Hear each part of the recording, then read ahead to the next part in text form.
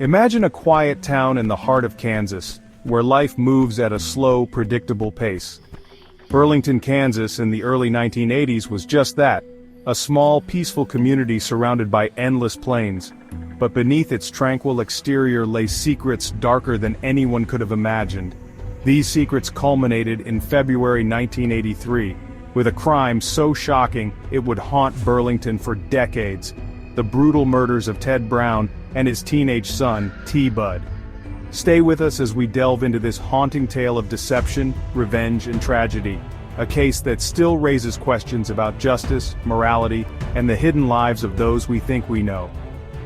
It was a bitterly cold morning in February 1983 when a Colorado State patrolman noticed smoke billowing from a concrete underpass near the Kansas state line. What he found was far from an ordinary car fire. A Cadillac, blackened by flames, sat abandoned under the bridge. Inside, police discovered stolen items, televisions, firearms, and other valuables. This discovery sparked a chain of events that would unravel one of Burlington's darkest secrets.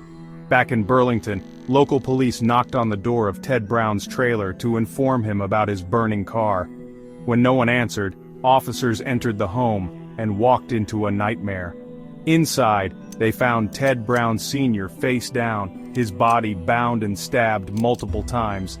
Blood pooled beneath him, and the walls bore streaks of violence. In another room, 18-year-old T-Bud lay strangled, his head resting on a pillow as though he were peacefully asleep. Blood trails led to a phone knocked off the hook, a desperate, unanswered plea for help. The gruesome scene shocked the community, but the real story was just beginning. Ted Brown Sr. was a local businessman known for running Brown's sewer service, a job that earned him the nickname Turd Herder. But while his public persona was unremarkable, rumors about his private life painted a far more sinister picture. Ted was said to host parties at his trailer, providing alcohol and drugs to teenagers. These gatherings, described as wild and chaotic, made him a figure of suspicion in the community. Whispers suggested he exploited vulnerable young people, using his resources to manipulate them. T-Bud, Ted's teenage son, lived in the shadow of his father's actions. It's unclear whether he was complicit in the darker aspects of Ted's life, or simply a bystander caught in the crossfire. The investigation quickly led police to two young men, 18-year-old Bruce Duffield and 20-year-old Randy Wilson. Both had been regular visitors to the Browns' trailer and were familiar faces in Burlington. Initially, the motive appeared to be robbery. The stolen items found in the burned Cadillac matched property from the Browns' home. But as investigators dug deeper, a disturbing motive began to emerge. According to Duffield, Ted Brown Sr. had been blackmailing him. Ted allegedly coerced Bruce into a relationship, threatening to expose him if he didn't comply.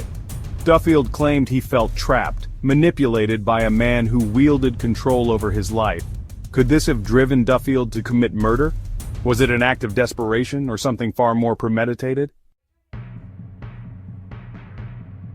When news of the murders and subsequent arrests spread, Burlington was thrown into turmoil.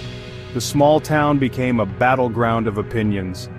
To some, Duffield and Wilson were cold-blooded killers who deserved the harshest punishment. But to others, they were victims, young men who had been pushed to the edge by years of exploitation.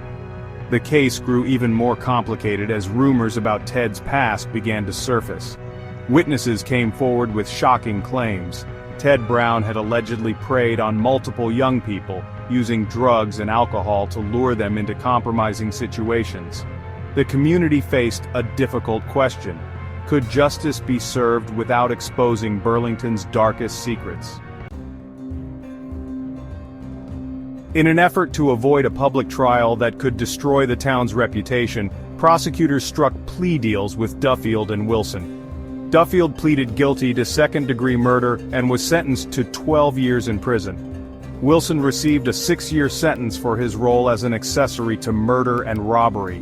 The plea deals sparked outrage. For some, they felt like a slap on the wrist for such brutal crimes.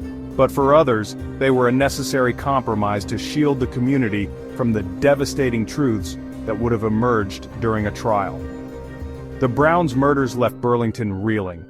The town was forced to confront not only the horrific nature of the crime, but also the unsettling truths about one of its own.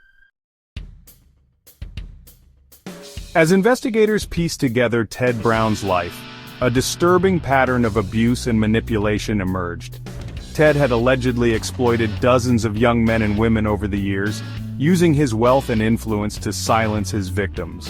Some described Ted as a master manipulator, hiding his predatory nature behind a facade of generosity and charm. He reportedly kept Polaroid photos of his victims, trophies of his control. T-Bud's role in all of this remains unclear. Was he aware of his father's actions, or was he simply an innocent caught in the wake of Ted's dark legacy? Even now, decades later, the case raises difficult questions. Was justice truly served? Were Duffield and Wilson victims of circumstance, or did their actions go beyond the realm of justification? And what about Burlington? How does a community heal from a crime that exposed its darkest secrets? The story of Ted Brown isn't just about murder, it's about the dangers of silence, the weight of secrets, and the devastating consequences of unchecked power. For Burlington, the events of 1983 remain a scar on the town's history. Ted Brown's crimes, hidden for so long, ultimately led to his and his son's tragic end. Bruce Duffield and Randy Wilson served their time and were released, but their lives were forever shaped by the events of that February morning. What do you think? Were Duffield and Wilson victims, or did they deserve harsher punishment? Let us know your thoughts in the comments below. And if you found this story compelling, don't forget to like, subscribe, and turn on notifications for more chilling true crime stories. Sometimes the scariest monsters aren't hiding in the shadows, they're living among us. Until next time, stay safe, and stay curious.